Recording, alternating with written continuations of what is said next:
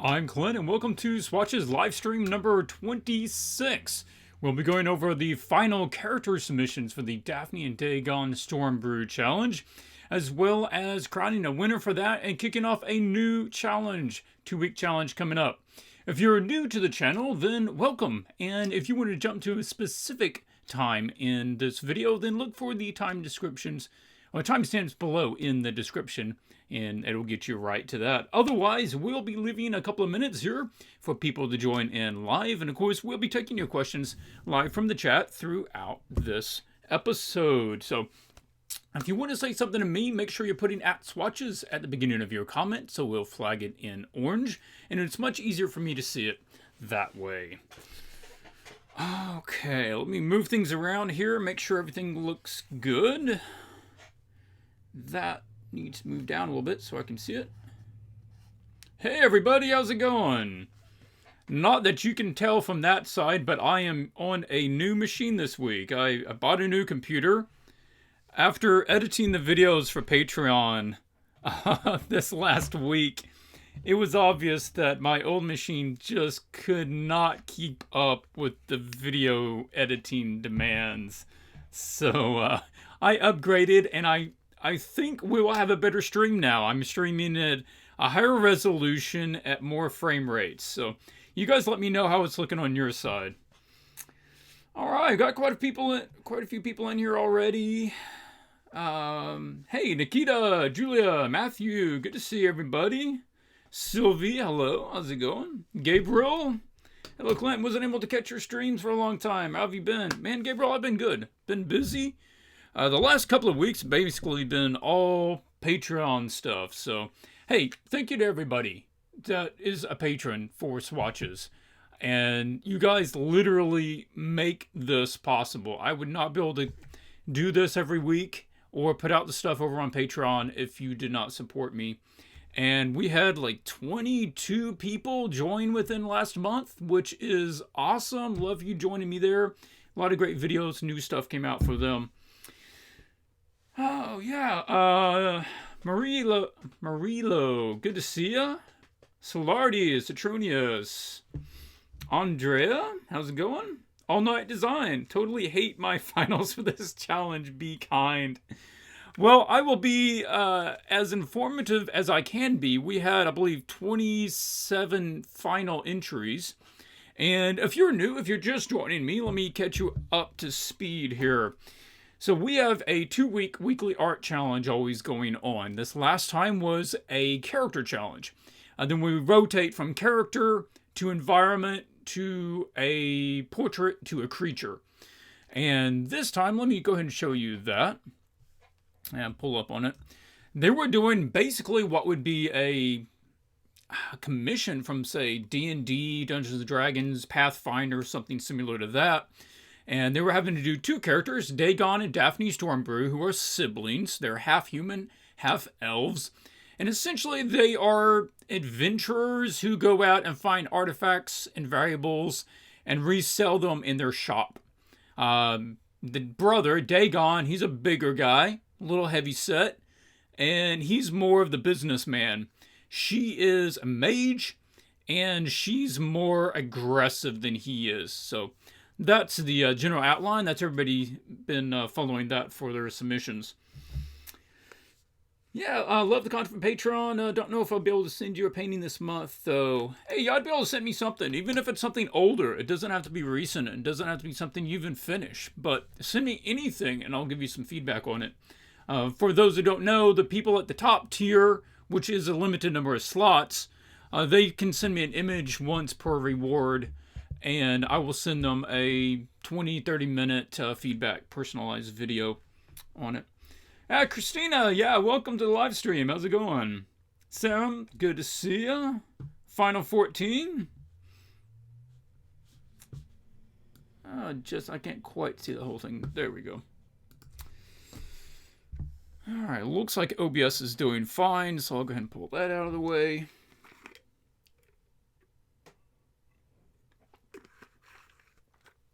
Yeah, I sort of like this flip-flopping on the time.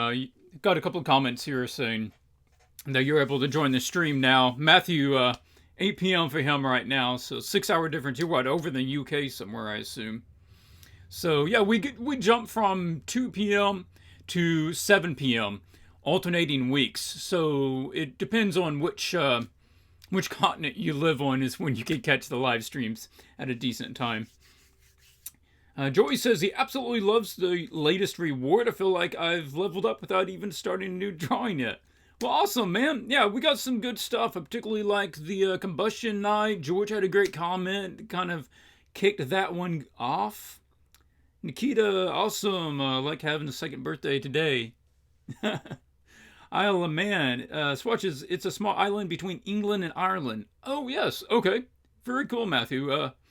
Man, maybe one day I'll be able to come over there and visit, and we can do some sketching together. I'd love to go visit that area. It's 2200 p.m. Now I post at 3 a.m. Yeah, that's a lot more doable. Okay, well, of course I'll be taking your questions. I'll try to keep an eye on the chat, but let's go ahead and kick off with what the new challenge will be.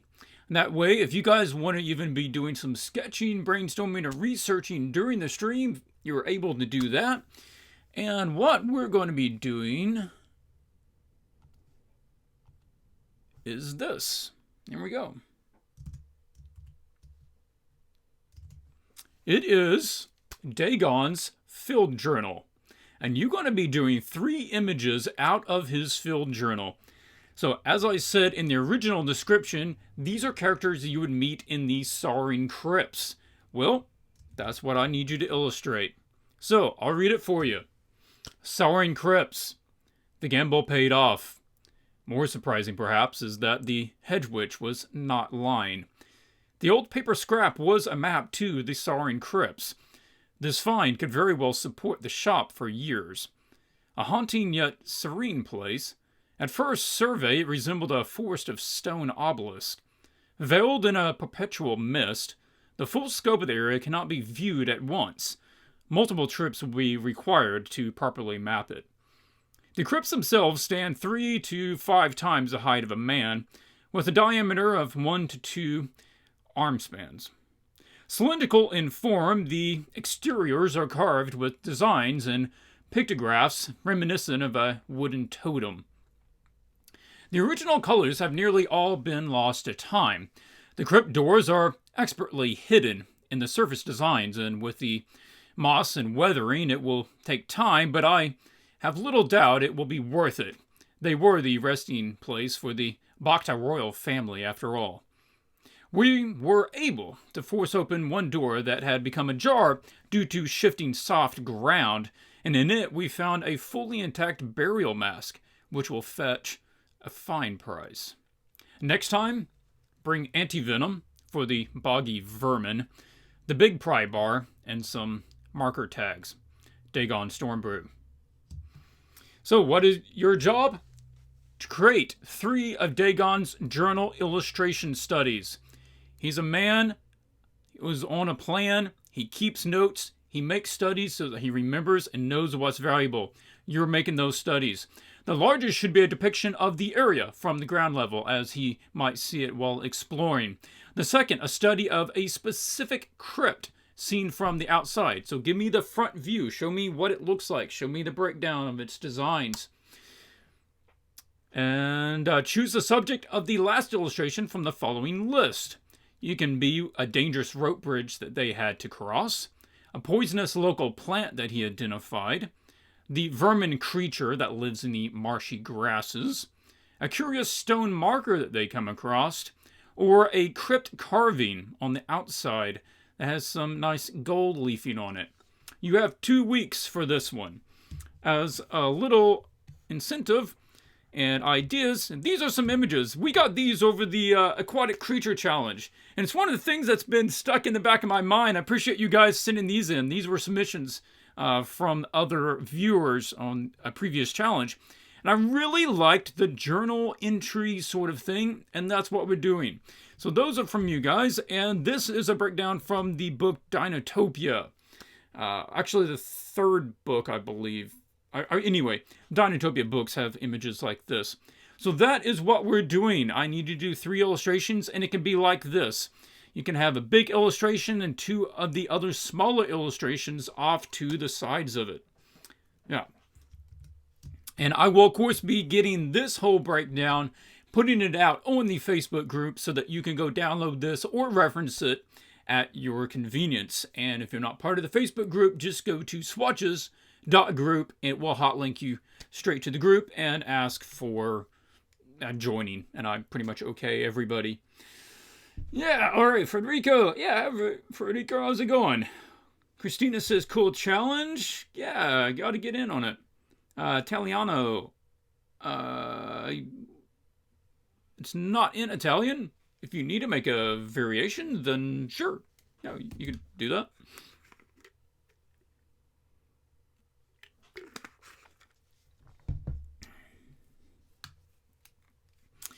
Okay, I suppose it is time to start looking at the entries for this challenge. If I don't see any clarifications or questions on that one. Of course, we will have a mid-challenge review where next week will not be the finals, but if you want to submit sketches or works in progress for next week's, then I will try to give you some feedback on those. But also next week, I don't want it to be all about feedback. I do want to go over some other things next week, so we will be dividing next time up a little bit. Yeah. Orangey, how's it going? Okay, so let's pull this out of the way. And pull this up. Cool.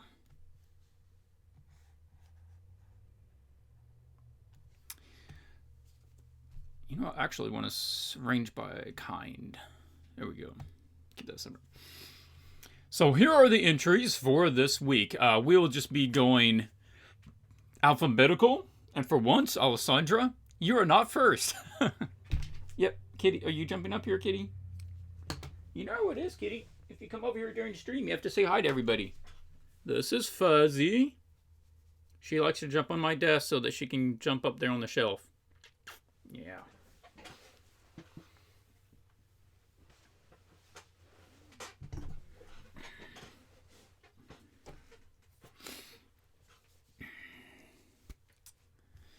Okay, first up, I got a... All right. Oh, okay. Quick note, if you're just joining into the challenge, don't really know what it is. These are all 27 of the entries. I select the top several, depending on how many really stand out. For top looks, we will then go back and look at the top looks, and from them, I will choose a winner. And I will give more feedback for those. And then afterwards, I'll try to come back and do some more comments or paintovers sort of at random. So there we go. I got a... Thank you for the entry. Good colors. I like that idea. He's essentially carrying his shop along with him. I think that's one of the standout ideas. I would suggest, one, her pose is a little off. Like, it's a really weird way to stand, like, to kind of shift over. I don't know that you used an actual photo reference. I'm going to suggest you use an actual photo reference to help sell that, and for him as well. They look like they were sketched, but they weren't actually referenced, so some little things going off on there.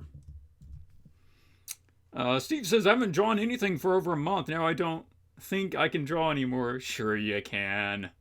Just get the momentum back going. You'll be good. Hey, Clint, first time to see you live. Coydle here. Hey, man, good. Good to have you. Thanks for joining. Alessandra. Okay. Strengths and weakness. Strength is her as the character. I think she's a much stronger character than he is. Her rendition's also quite good. I'm going to say that you're getting a little too high key on this. Value-wise, that you're skipping like almost all of the darks, and I'm not saying you need to make it dark, but it's keeping everything so high key that you're also losing a lot of color too. His pose is really static, and being straightforward, it's kind of awkward that he's just standing like that. Better is if you slightly turn him and just turn his head back to you. Because the face look itself is actually kind of interesting. I like the long eyebrows. a little elfish, a little different. His overall design isn't bad, but yeah, that really static pose like that. So adjust that so it has as much life as hers does. A little bend to him. And that's something that Ian McKeag, concept artist, mentions several times, is that you need to have a bend to a character, a turn somewhere, a crunch over, a bend back, to make them feel like they're more alive. Citronius.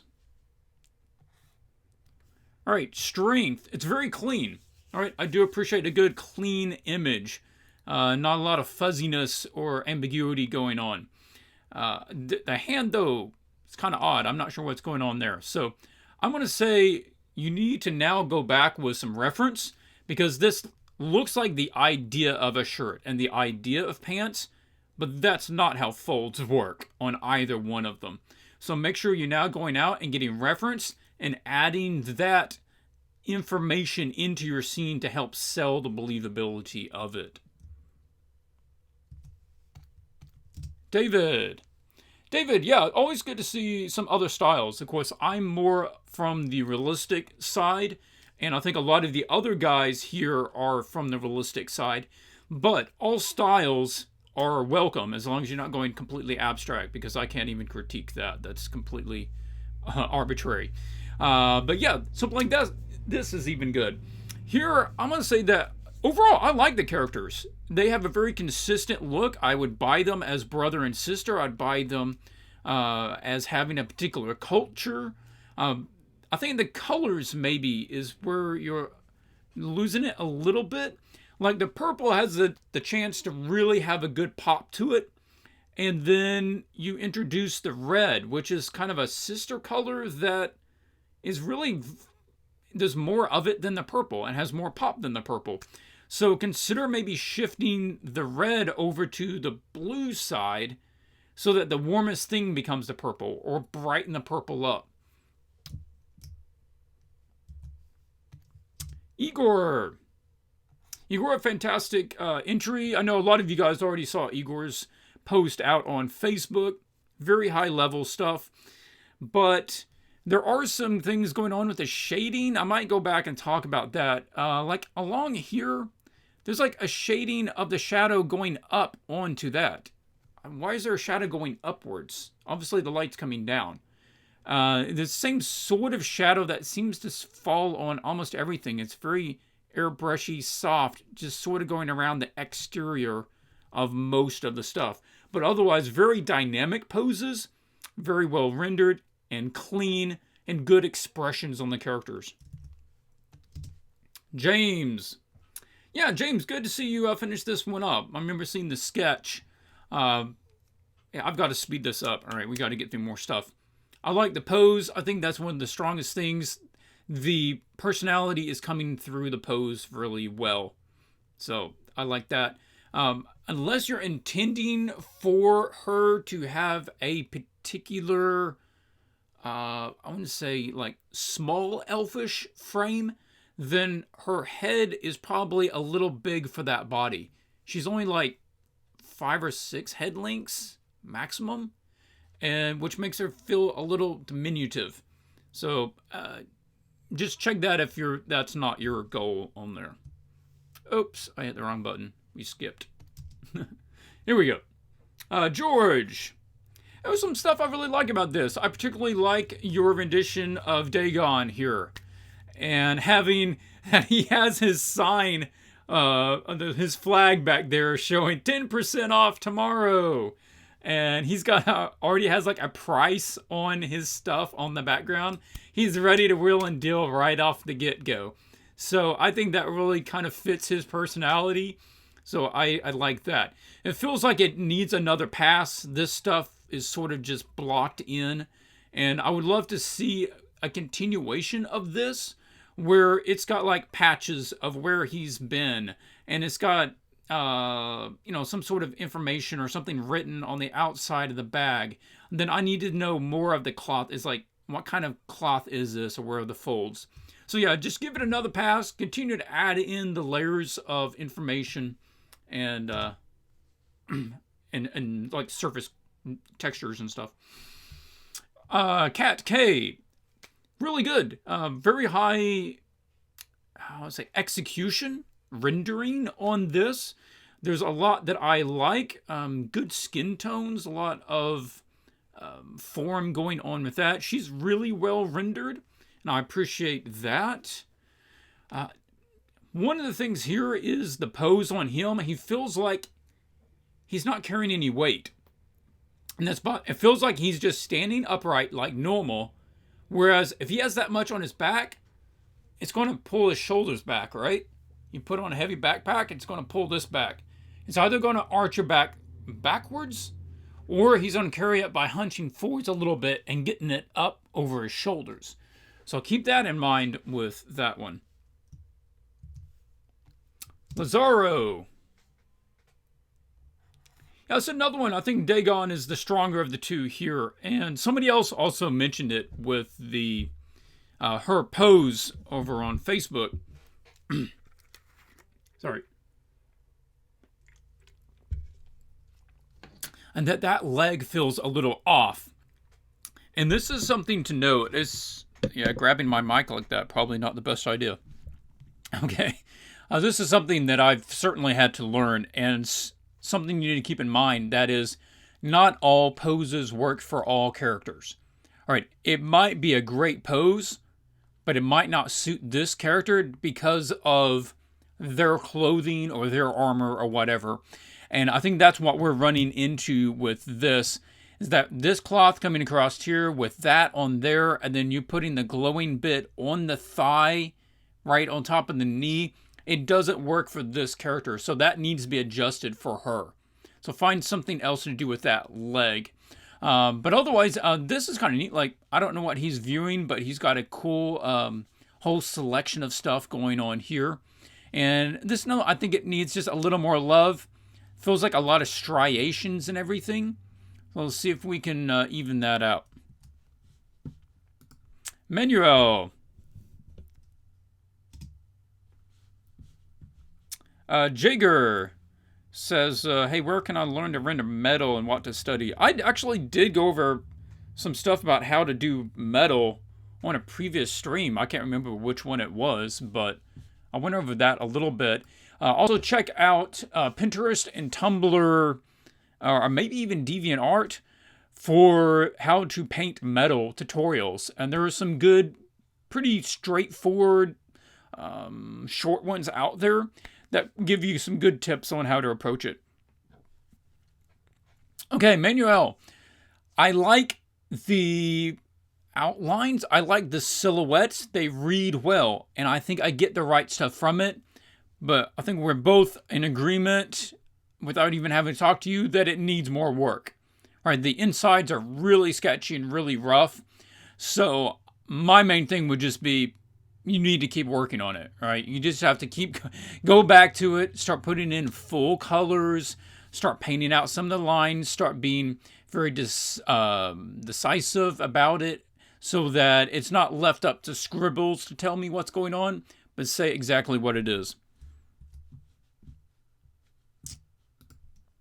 Manuel.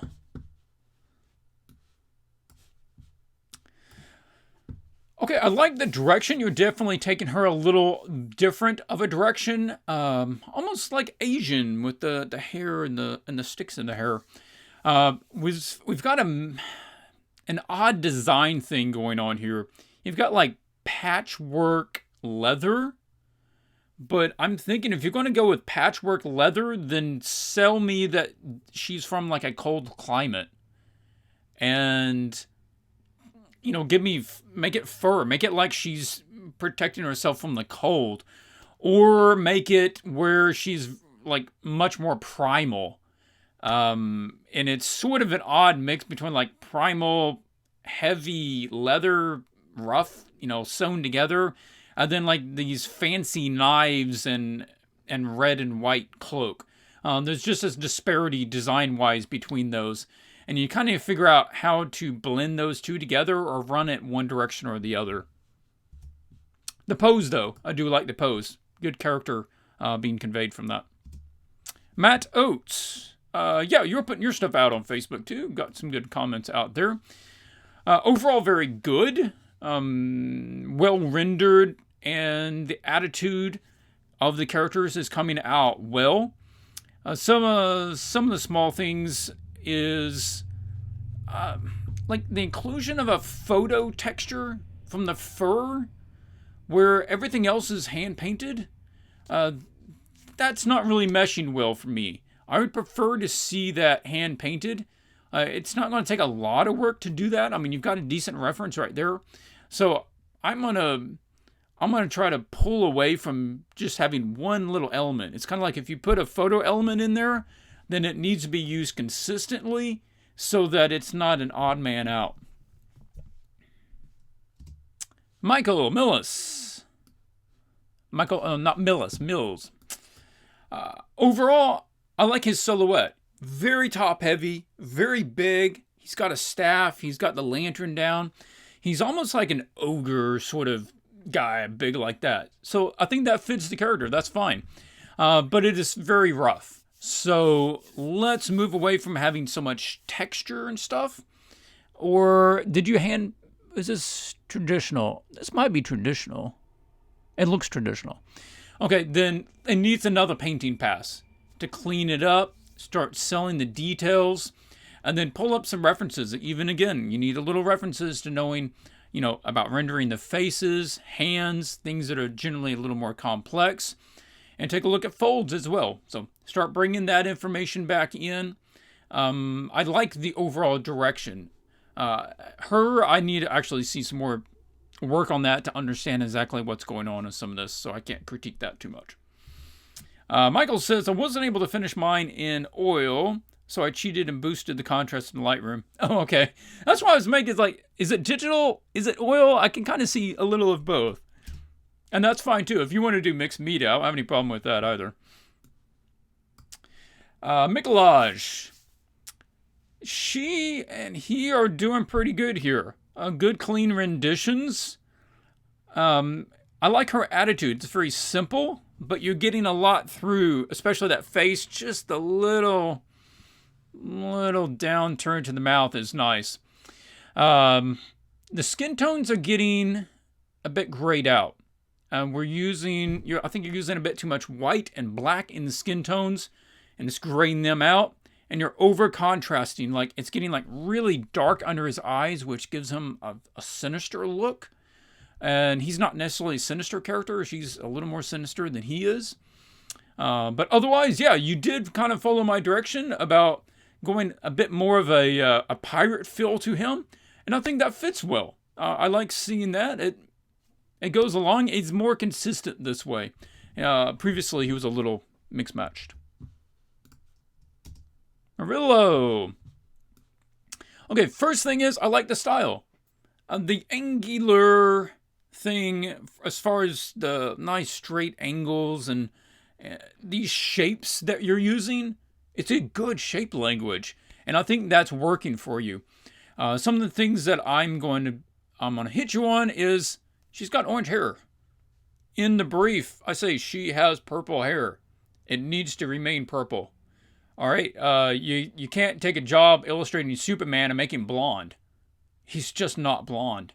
All right, if a client says that somebody's hair is a particular color, it needs to remain that color unless you verify from the client that it can be something different. Same thing, if you're going to change the locale of something, you need to verify that that is okay. So unless you have clearance to change something that's outlined, let's not change it. Now, like I said, I like it overall. I think she has a good design. I think her head is perhaps just a little small. He doesn't have the same body type. He's supposed to be a bigger of a guy. Now, you made him taller, certainly, but you still have him really thin. So, if you don't want to change it, if you want to just finish it this way, not make him different, that's fine, man. Just finish it however you want to finish it. But those are where it differs a little bit from the outline. Okay. Back up. You included a little Spire Veil. I'd said in the outline that this was for a fictional game, Spire Veil. So I appreciate that. That's nice. Pedro did this one. Pedro, I'm liking it.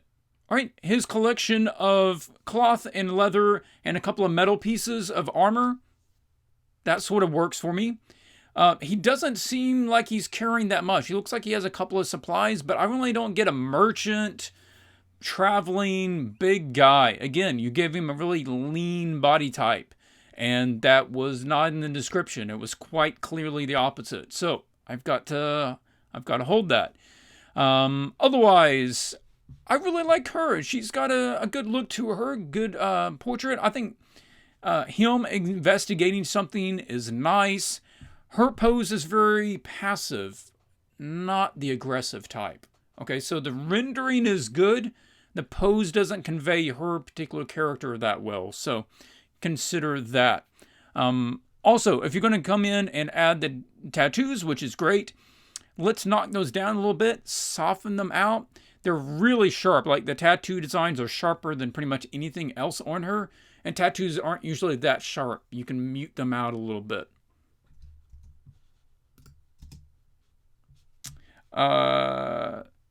Alex says, where can I learn more about this future challenges?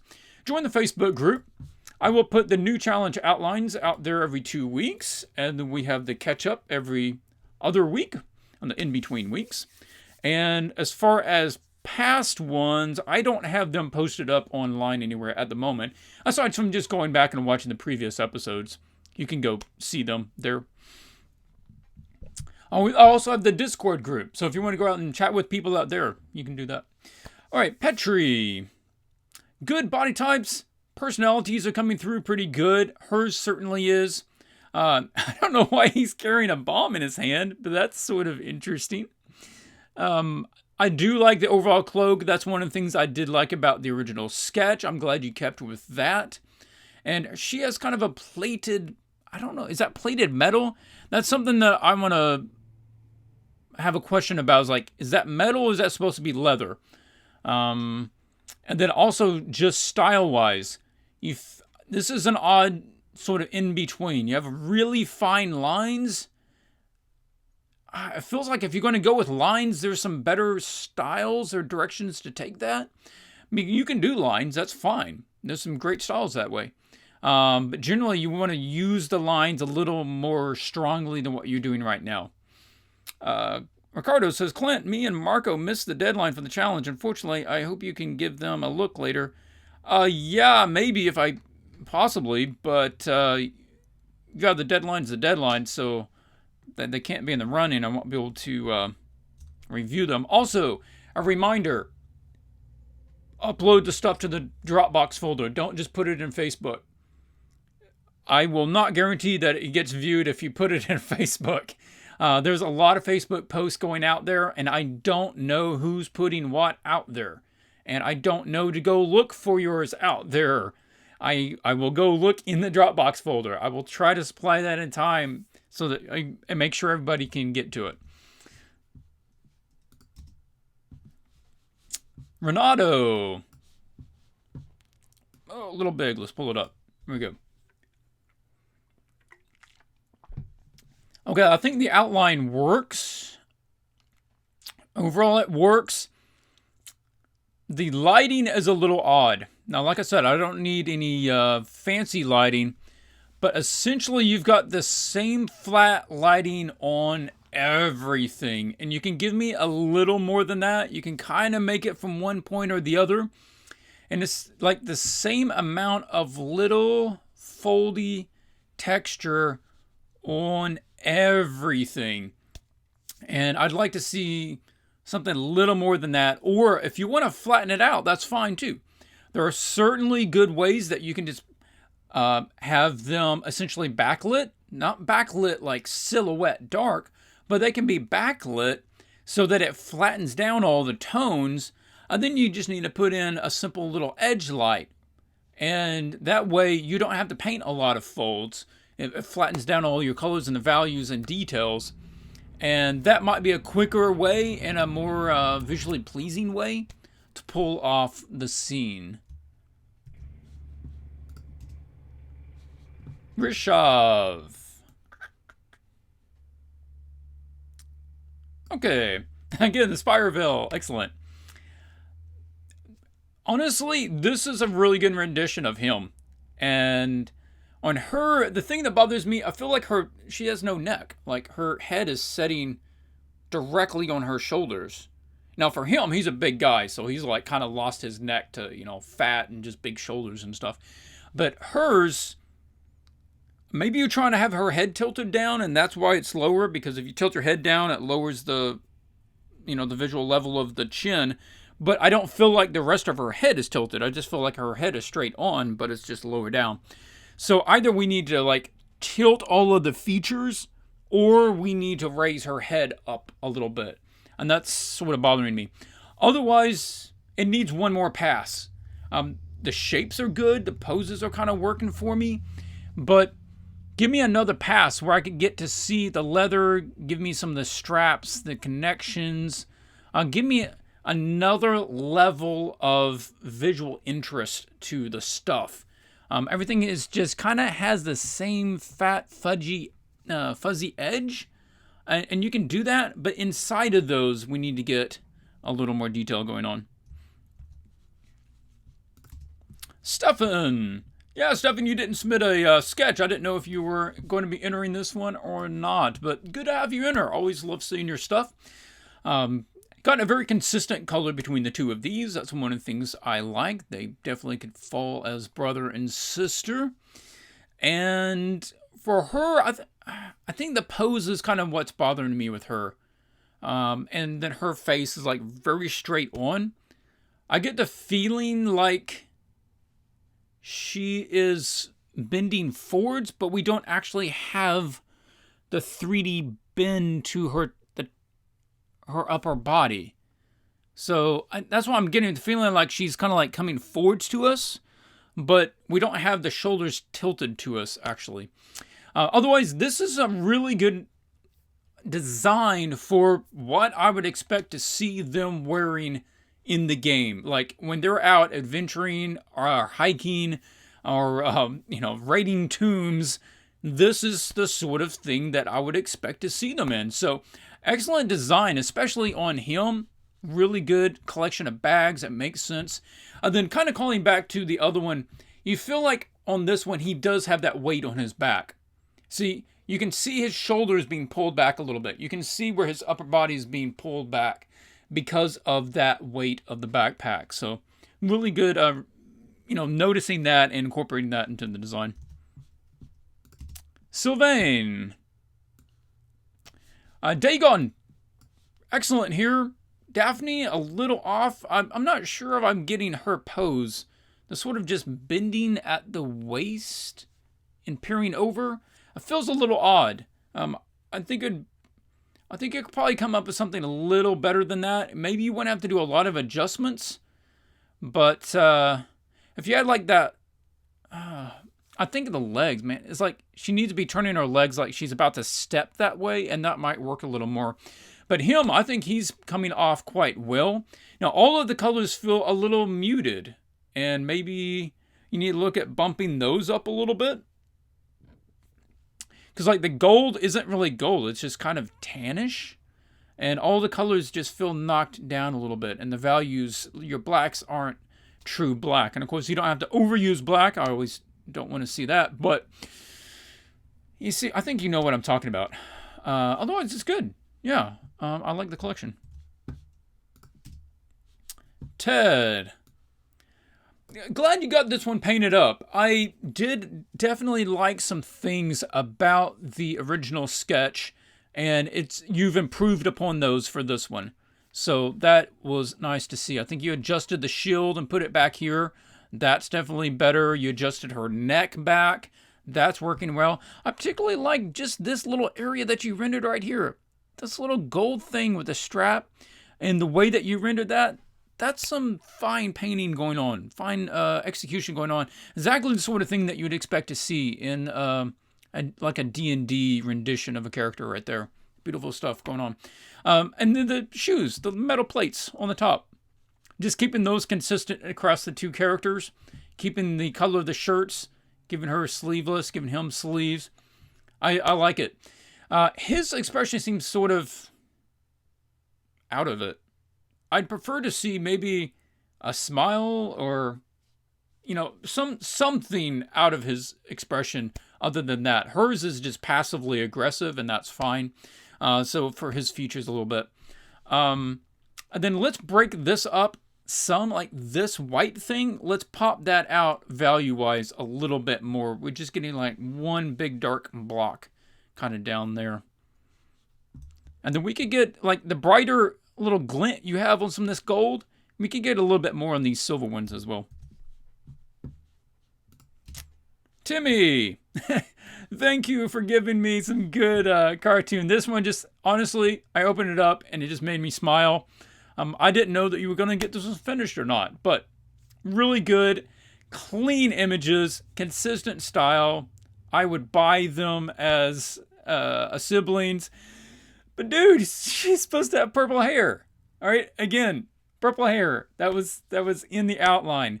I appreciate the owl. I don't know why. Maybe it's their messenger owl that like can like send notes back to the shop or something.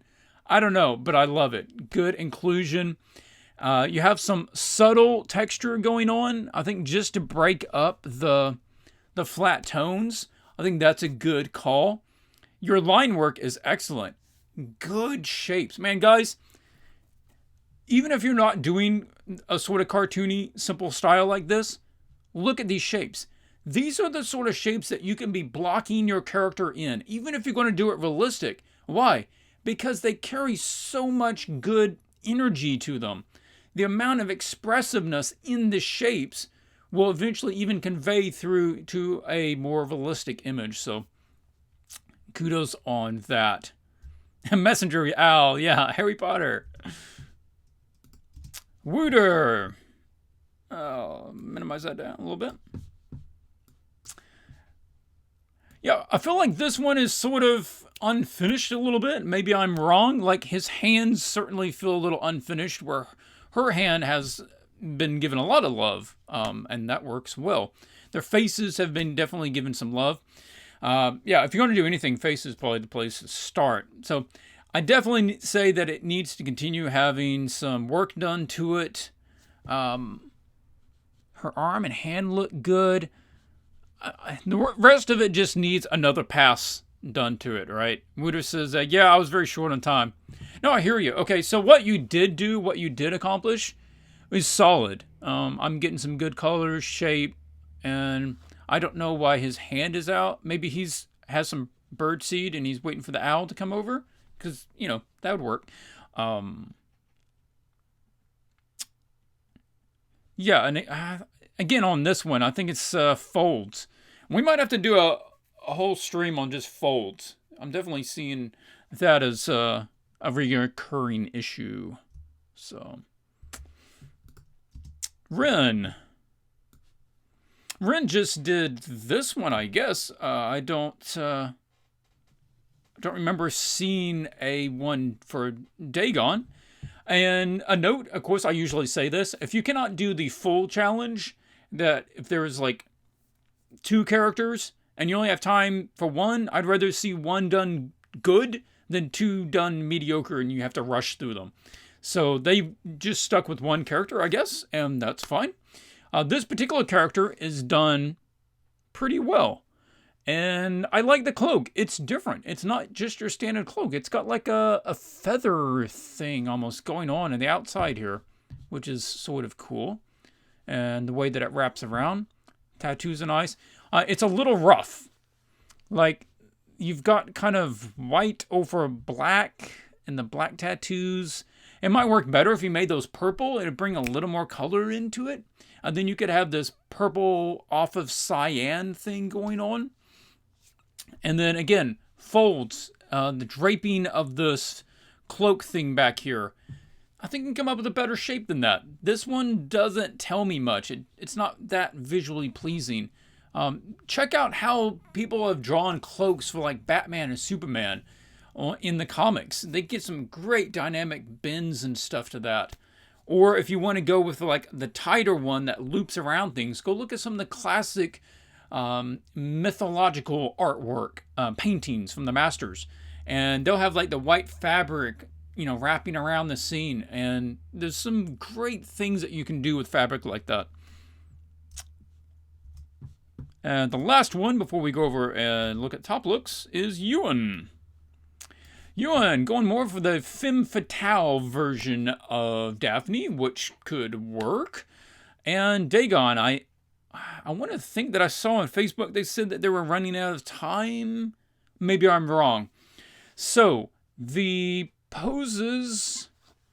The idea of the pose is sort of working. I'm losing that arm, definitely. I don't know what's going on with that. I'd like to see that arm coming out of the cloak. I think she has her hand on her hip, but let that elbow come out so that it's not odd.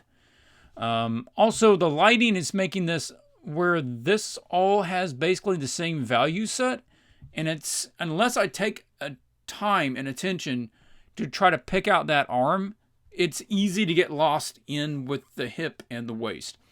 So watch that a little bit. And the painting feels like you've done a good first pass, but we've got this really airbrushy thing going on with like the light that you put on the shoulder is bleeding over into the background, and you've got a lot of this bleed. Well, all the shadows are really, really soft edge and kind of bleeding into everything next to it. And you can block stuff in that way, and I've certainly done that myself, to put in the big tones with a soft brush. And then what you need to do is come back with a harder edge brush and clean them up. You can leave some of them a little softer, and that's fine. But you need to make sure that you start breaking those up and getting the edges nice and sharp again. Okay. Now, I'll take a sip of water and we'll take a look at the tops. All right, there are certainly some excellent ideas and submissions and directions for all of these, but I had to pick out the ones that I thought were the top, and that's these four. So let's show view options, make them a little bigger. And we'll talk through why I chose these and some pros and cons on each of them. To start with, again, alphabetically, Igor. What do I like about this? Now, I know everybody wants to win. Everybody wants to win if you enter anything. And as I do say, if you want to shoot for the prize, go for it. But this whole thing is to encourage and motivate you guys to fill out your portfolio, to keep doing new work, and to keep challenging yourself to do something that is outside of your normal comfort zone. And one of the biggest hurdles that I had to get over when I started doing professional work was having somebody else tell me what to draw and drawing on a deadline. And that's what these challenges are for. It's to get you used to following a commission outline and drawing on a deadline. So, there we go. Igor, strengths. Why do I choose this as one of the top looks? One is the poses. They're good. This is probably the most dynamic pose of all of them for Daphne. It really tells her character very well. Number two, it's a very clean rendering. Everything is executed well. Everything has been given attention. It's not sketchy or fuzzy or hazy. It's been well done. This is, in fact, all four of these are professional level images, all right? And this is something that you could easily see in a game. That's the level that they're at. I do especially appreciate him, that face. Man, the shapes and the forms that you're getting in that face, the subtle color variations from like the reddish nose, and you got the more grayish, sort of greenish tone through here where his stubble, where he shaves. That's excellent. Over on her, we have the way that you broke down the anatomy here for the waist. Really good. All right, you don't see that. Most people would just make like a little curvy line, make it all hazed over. But you brought out the forms of those anatomy spots That's well done. Aside from that, it's an interesting dynamic with her. So you've got like this zigzag coming across here, then this one comes across that way, then the cloak comes back the other way. That's really good. Zigzags can be a great way. I have that in the character design ebook that I have available out in the store. I talk about zigzags. Doing that to lead the eye through the character. He pulls it off really well here. I don't know if you got it from that or not. The enchanted throwing knives. Gave a little glow to them to help sell the enchanted part of it. Like it. So, negative, like I said, we've got this sort of hazy shadow that like goes along the edge of here. You've got it along the edge of here and under here. And there's a lot of this like along here. And I'm not sure why you put it everywhere. I would prefer to see more of a cleaner edge. It's like a haze on the outside, like a little soft shadow here, the same shadow here, here, here, here. So you might want to start pulling those back a little bit. Next up, Cat K. The execution on this, top marks. Okay. She is really well handled. Actually, most of him, I think there's a couple of spots on him is a little less, but her especially, very clean execution. And her pose is pretty good. However, it's creating a tangent that I have an issue with. This arm comes directly across and becomes one of these folds over here. And we're also having this knife coming across and almost lining up directly with the bottom of that. That's sort of a sticky point for me. I mentioned it again. As I said previously, the pose on him feels like he's not carrying the weight.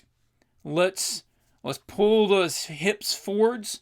Let's pull those shoulders back. Let him carry some of that weight a little more.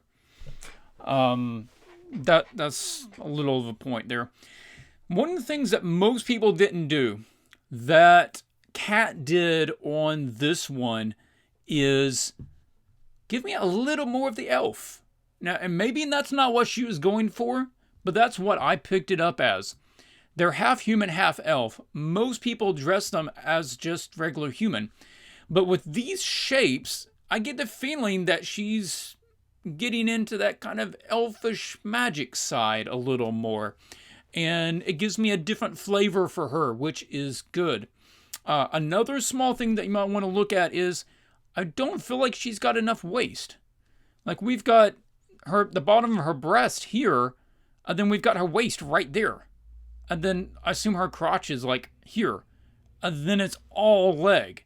Now, I mean, some people have some long legs, but I think that this whole waist area needs to be shifted down a decent amount. Or you need to get her upper body and then raise her head and her shoulders and her chest up half a head length to pull that waist back up. Okay. Some of the small things I do particularly like. The little glass thing here, that's pretty cool. I like him examining a little guy going on there, and seeing some of her magic is good. Also, the black under the eye, like it. Matt Oates. Pull it up here. I actually cropped in on your image a little bit, Matt. You had like extra white space around everything. So that's going to be the first thing, and just say, hey, if you got two characters and you've got like a lot of white area, just crop in on them. And it wouldn't even be a bad idea to have either his cloak or her cloak overlapping the other one. Probably hers over his, since he's like pulling his back. And that way you can get some actual depth to the image. Go ahead and get a little overlapping going on, since it's calling for it. And then you can get them closer and crop in even more. Otherwise, the image would normally be like even, littler. They were like even smaller. So, small thing, just handling your file. She has one of the best designs for her outfits. I particularly like this one.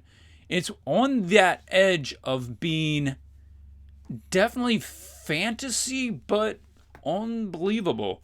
And I've got to give you marks for that. I could expect to see this sort of design for a character on a movie set.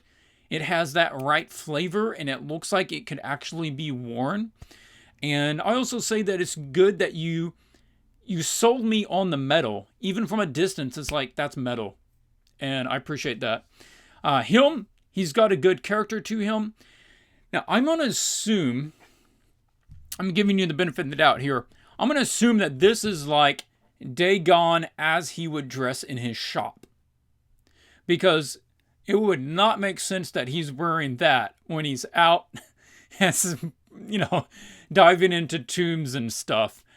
This is fancy furs and fabrics, and he's got no bedroll or ropes or any kind of like traveling gear. So I'm going to assume that he's like in his shop attire.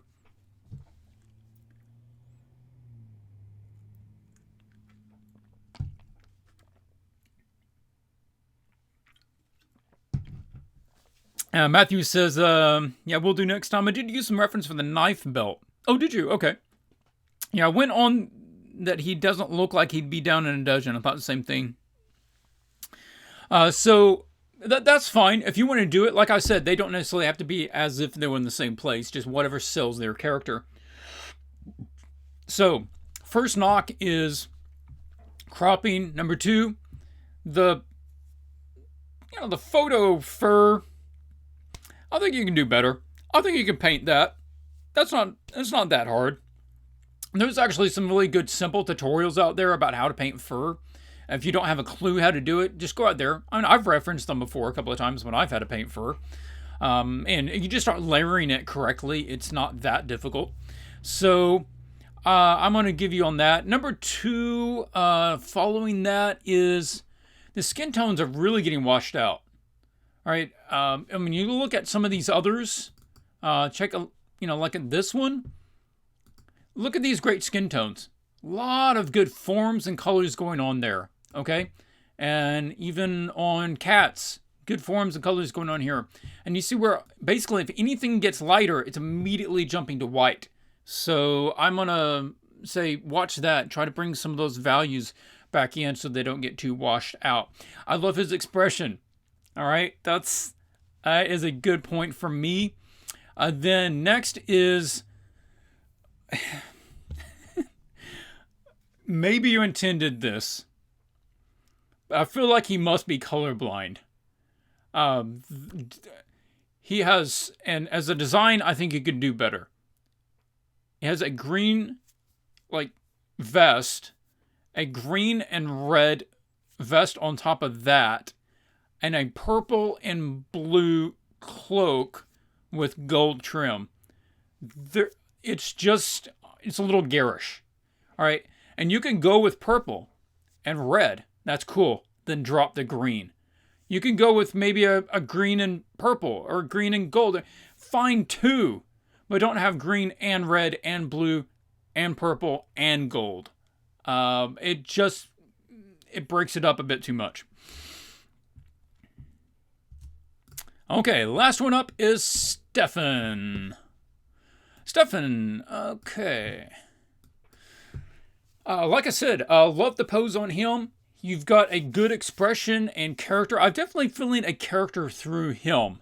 From his face to his pose. Her, I feel she's definitely more generic. And that pose is sort of throwing me off. I feel like she is stepping forwards, doing this sort of aggressive thing. But we don't have the foreshortening where you're looking sort of downwards at her upper body. And then you would also be tilting the head down and having her eyes cut back up to you rather than just her face being full on. Her shoulders maybe a little bit wider. Maybe you're trying to make her super elfishly thin. Sorry, phone. But maybe a little bit more on the shoulders there. Additionally, the colors are a bit subdued. I like the color choices, the purples, the dark blues, the gray tones. That's cool. And then obviously the browns and the leathers. But even the purples aren't popping a lot. And there's not anything that really like grabs my attention. You can look at some of the others. So I think that some of the posing and the design and the outfits are strong on this one. But you can see like the colors just pop a little more here. They pop a little more here. So consider that. Like if we've got this green crystal thing, then make it glow. Make it really glow and give that side of his face to have like a nice green glow from it. Give all of this area right here a glow from it so that we have a little visual pop. Maybe this purple is a little brighter. It breaks out so that it is accent color to everything else. And then if we actually put them in a little more shadow, we could get more glow from her tattoos, right? And we could get some more color from those. Okay, so those are your tops. So I'll pull that down. And looking over them, I spent a good while looking over all these, okay? This was not a quick choice. And every one of them, I could find some little things that could be adjusted. It was not head and shoulders over anybody. But my winner's got to be Igor. Guys, it just has good color pop. It has dynamic poses. Good use of colors, like in the face. Good forms. Characters read well. Has some like really minor shading issues. But, dude, that's professional image. It's solid. And I hope that it gets you some work. So Igor takes it, man, and you get $25 from QBrush. Now, if you guys have not been out to QBrush, we got to plug them. I use them myself, qbrush.com/.co.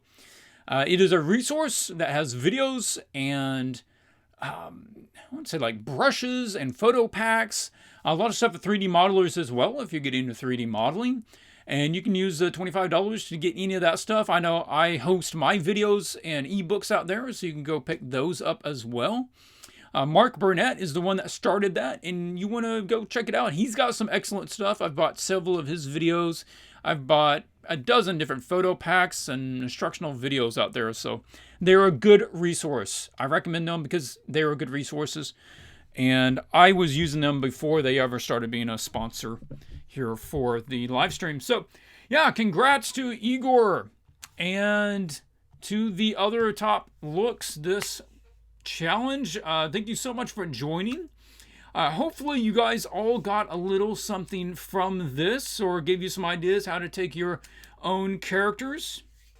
And of course I will be in touch about getting you the final the prize on that from QBrush.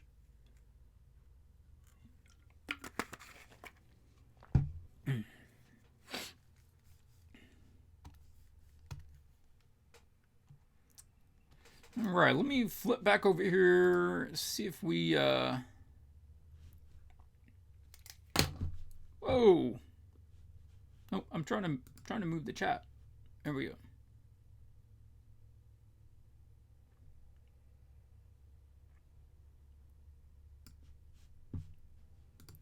go. Gabriel says, will we see you back on Twitch anytime soon? You know, I don't think Twitch is going to be able to work out because it looks like I'm going to be moving fairly soon, and my new place is not going to have the same internet that I have here, and it will not be good enough to stream anything. So I will continue doing the challenges, but they will not be live. They will all have to be recorded, and that's just the way it is until I can find somewhere else. There just is, it's a little town that I'm in.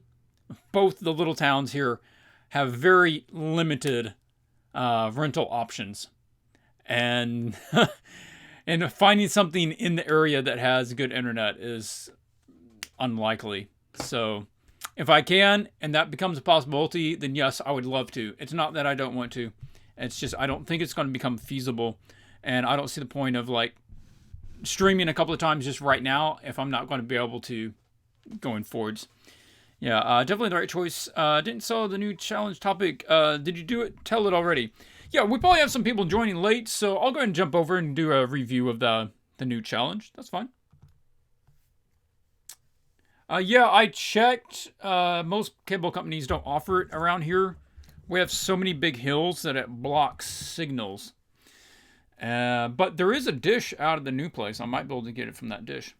So, Dagon, the character from this challenge, his notebook where he keeps notes about where they find their treasures and, different stuff like that. You're doing some studies that he would do in his notebook. So you're doing depictions of the soaring crypts, the location. You'll do 3 images, one of the soaring crypts area itself, as if you were seeing it from the ground level, your normal environment image. And then also do a study of one of the crypts, the exterior, and doing a optional, well, not optional, do one more, but it's optional which one you do. You can choose either the dangerous rope bridge they had across, a poisonous local plant he identified, a vermin, some sort of creature living in the marsh that he noticed, a curious marker stone, or a particular crypt carving that had gold leafing that he came across. Of course, you have 2 weeks for that.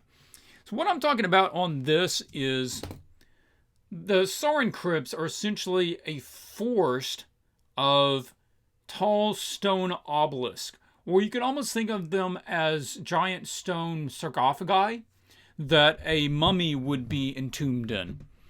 So they've got designs on the outsides, and they're sort of carved, but they're sort of just cylindrical with carvings in them. They're also sort of totem-like. So maybe a big face is carved into it, but it's a reliefed face. It's not like fully rendered all the way around. It's just like kind of flattened out a little bit. And then it has hints of the color. It used to be beautiful, right? This was a royal family. This is where they would entomb the deceased from this royal family, the Bakhtu royal family. And it was painted beautiful. And it had gold and silver and all these colors. But that was centuries ago. And now you can barely see any of the colors on it. There's a couple of spots here or there you can kind of pick out some colors. It's also been weathered. The ground is sort of damp from the mist all the time. And so there's some tall grasses. And there's some moss growing on stuff. So it's sort of dangerous, but it's sort of serene too. It's a very quiet place. There's not a lot that happens here. It's just been neglected for centuries. Yeah. Citronius says, let me back up. Definitely. Your Dagon doesn't know how to draw. Well, we'll see how good he is. Citronius says, it's a common occurrence that initial sketches look okay, but as I render things, break apart and a lot of mistakes begin to surface. Any tips on dealing with this problem other than practice? I benefit from keeping my sketch on a layer on top of my painting, and then I flip it on and off occasionally to see if anything's getting wrong. Usually that happens when you start breaking apart the colors and the values. So you start, or breaking up the larger shapes that shouldn't be broken up.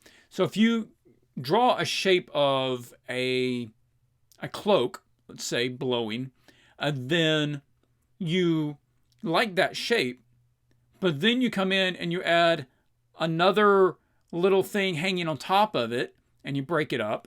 Then you add a big fold right in the middle of it and you put a lot of contrast on it. That's going to break it up. So keep an eye that you keep your areas in their proper value. Keep your areas in their proper color. And you can have a value scale and a color scale for each area so that it stays consistent. Then don't get too fancy with the shapes. Like if it needs to be this basic shape, then keep it that basic shape. You can change it up a little bit to give it some more interest, but don't make 3 shapes out of it and that sort of thing. Or also block in, you might be painting to detail too fast. So you get into one area and you you overwork one area and then you move over and you start overworking another area where you need to be blocking it all in at the same time. If you're taking the whole thing one step at a time, then it's not as easy to lose track of it. Let me tell you this. Should it be sketchy or should it be a painting for Dagon's sketchbook? Down here, these are your references. I would say one of the best references is to go look at the books from Dinotopia. The way he does here, that he can show what is basically a nice big scene with some notes on it. You can put notes on yours. That's fine too. If you want to have a little text call out about what his thoughts were, that's fine too. And then the two smaller ones will be studies sort of like this, and the other one needs to be a bigger full scene like you would normally see there, or like we saw from this one, where it would be the Saurian crypts, and then you have a couple of studies next to it. Yeah. Robert says, can we have the challenge image on Discord? On Discord? Yeah, probably. I can put that out there. I need to put it out there and Facebook. Sure. What do you think about the upcoming masterclass provided by ArtStation? They have invited artists from Lucasfilm, Marvel, Ubisoft, etc. Have you heard about it? I mean, I'm familiar with ArtStation. Oh, the CGMA? I think it's what's called. Then, yeah. Those are awesome artists with a lot of skill, and a lot of them are good teachers from what I know. So if you can get in on something like that, then I say go for it. Yeah. If you're considering getting more education, I think that's a good option. I've not personally been through it, but I think I've seen some of the videos from people who do teach there, and I know that they know what the heck they're talking about. So that would be something I would recommend looking into. Yeah. Dagon is a pro plein air painter. He would use a full color gouache. Yeah, I think you probably would. This would also be a good option if you wanted to do a traditional piece. And do it like... what's his name that makes these? James Gurney. Doing like a pencil and doing a gouache or a watercolor over top of it. That'd be cool. Again, I'm going to tell you guys, find references. All right? Go out. Find some references of Egyptian sarcophagi. Find references of misty cemeteries. Maybe look at some references of like Incan or Aztec and some of the design work they put into their stones. That can be some good inspiration there as well. Look for that. Look at some game concept art for stuff like the new Tomb Raider or the Uncharted series, to get how to make it sort of more dynamic and actiony, and think about like how many different pieces are required. 3. We got 3 images: the full scene, the environment as a whole, and then a smaller image study of just one of the obelisks, the crypts.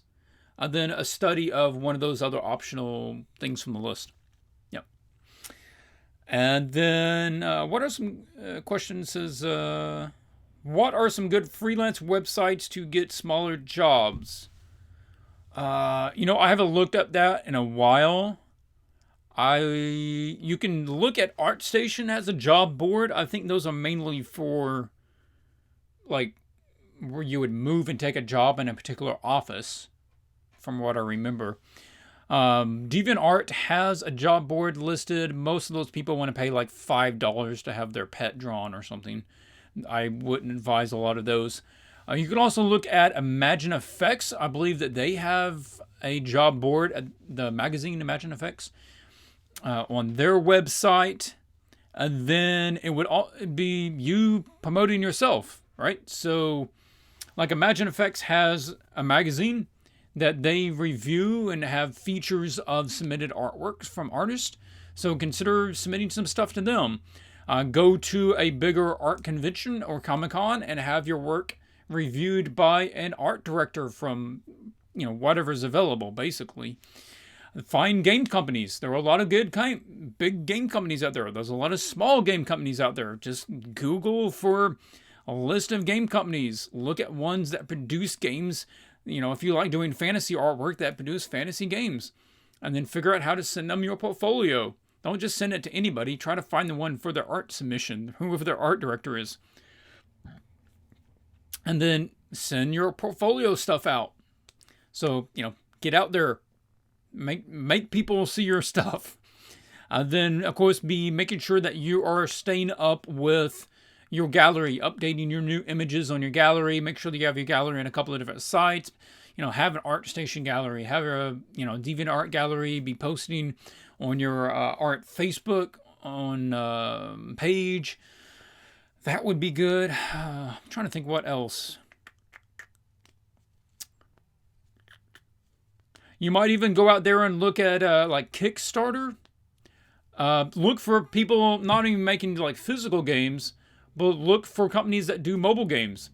A lot of mobile games need little character images or environment images, or some of the point and click adventure games that need some good backgrounds for that stuff.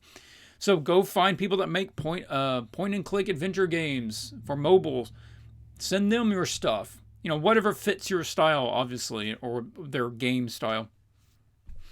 Will the next stream be at the same time next week? No, we're going to alternate. Next week will probably be at 7 p.m. Central Standard Time. It'll be 5 hours later. We'll jump back and forth. Yeah. 2 p.m. is great for some people, but it also sort of cuts my day right through the middle.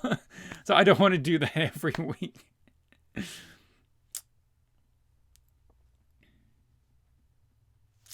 Let's see. Something else was Imagine Effects put out a free PDF ebook thing about getting exposure.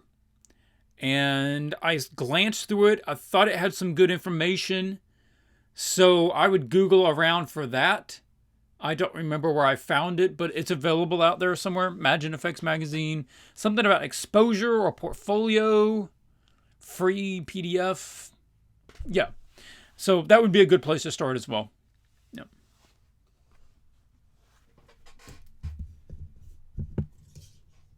I'm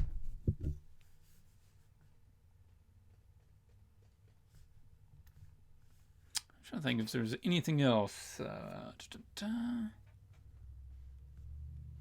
it seems like my computer has been handling the video a lot better, the new computer, so that's cool. It's nice for it to not be laggy all the time. And mobile games is a good option, or like Kickstarter. Kickstarter, Indiegogo constantly have a flood of people trying to start games. And they might not be ready to pay a lot, or they might not be ready to commission a lot of images. But you might be able to sell them on, hey, you need 3 good images to put on your Kickstarter. You know, I can do that for you. Give them a decent rate. Make sure that they're paying up front, or at least half up front. All right, don't say, oh yeah, we'll get you paid after the Kickstarter gets funded. No. Radical says, I'm dumb. To verify the challenge stuff, 1, interior crypt scene. 2, close-up of sarcophagus or coffin. Or 3, study of the thing from the list. No, not exactly. Number 1 is an exterior. Just show me, like, as if you were standing there in the area. Don't show me the inside of a crypt. Okay? We don't need that. Unless, like, one of the doors happens to be broke open and you can kind of see the inside. But no, show me the forest of the stone crypts. And that's the main big one. And then the 2 smaller ones are kind of little studies. And then one of those is the outside of one of the crypts. So I can see nice detail on it. Maybe it has, it shows me some of the markings. Maybe it shows me how the door hinges work. Work me through some of that. Or show me, the pictographs on the outside, the stonework. The architecture, feature of the crypts. Then maybe he's trying to figure out what the history is, or he's trying to figure out, who must be entombed in this crypt, right? So he's breaking down, he's copying out the designs. And number 3 is just choosing from this list what you want that last one to be. Nika says, how do you know if your art level is good enough for the job? Well, it's really... Now, that one's pretty easy. You submit your stuff, and if they hire you, it was good enough. Yep, there you go. That's how you know. Until then, we can all just sit around and guess. But it really doesn't matter. The only thing that matters is they think it's good enough. And that's going to depend on the client, and it's going to depend on what you send them. There's no way that I can tell you that it's good enough. It's kind of like, what is something worth? Well, something's worth whatever anybody will pay for it. That's how you find the value of something. Personally, I'm looking at other artists and comparing my works to them, checking, can I do the same stuff? Yeah, that's where I started. I've said it before. I haven't talked about it in a while. But when I first started doing work for Magic, I did not send my portfolio in for a long time. I built a portfolio for almost 3 years, somewhere in that range, before I ever submitted them anything.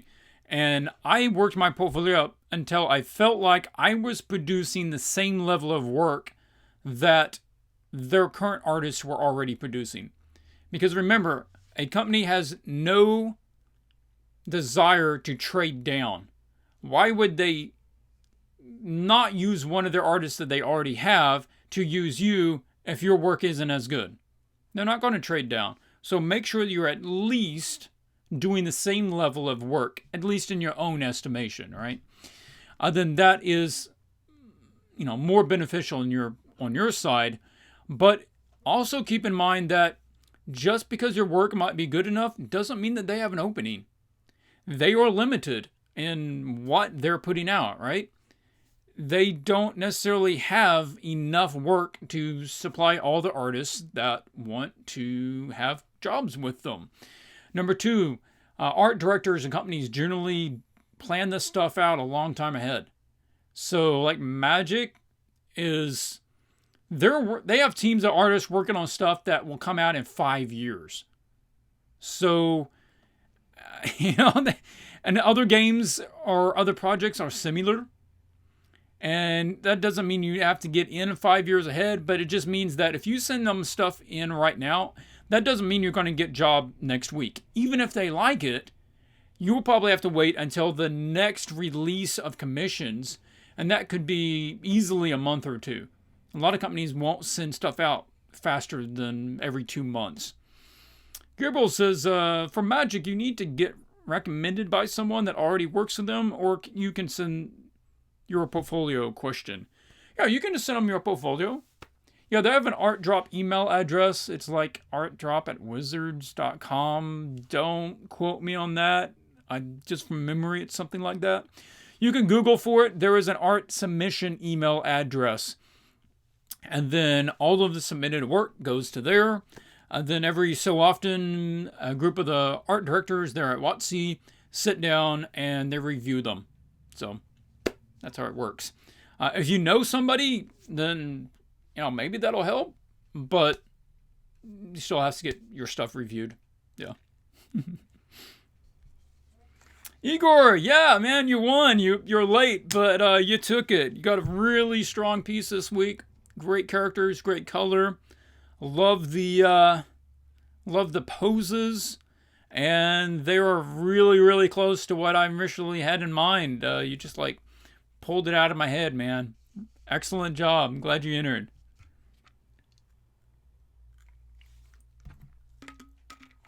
Yeah, be in touch with me. I'll be in touch with you about figuring that out. And we'll also need to do that thing with your portfolio, so we'll handle that coming up too. So, now like Igor needs to start doing some more professional work. You're doing some really high quality work, professional level work, in 2 weeks. Most client commissions are going to be longer than that. So, I think you're well set. If you're not already picking up commissions or jobs, projects, then you should be. Right? You need to make sure if people are not coming to give you projects, you need to be going out there and trying to find them, because You've got all the basics down. You've moved beyond the basics. You're giving good stuff that needs to be paying your bills and, you know, making your dream happen. So, well, you need to start teaching. There you go. Well, we're an hour and a half in. I think we're going to go ahead and wrap it up for this stream. And we've got the next stream next week. If you want to submit your works in progress or your sketches or concepts, whatever you have, for next week, go ahead and send those in. I will provide an upload folder with the link over on the Facebook group. And make sure you send them in there. Please don't just post them in the Facebook thread and feed, because I will likely not go find it. But I'll put it out there and you can go check it out. And I'll see about at least putting the top looks out. Somehow I can probably find them, do a folder and upload them all. I'll figure that out. I know everybody would like to go take a look at them.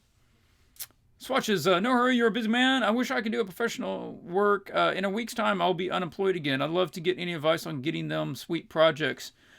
Yeah, man, you shouldn't be, well, I don't know what kind of normal job you have, but you should definitely be getting at least self-employed by doing commissions.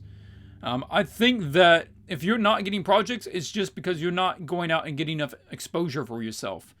The work should speak to itself.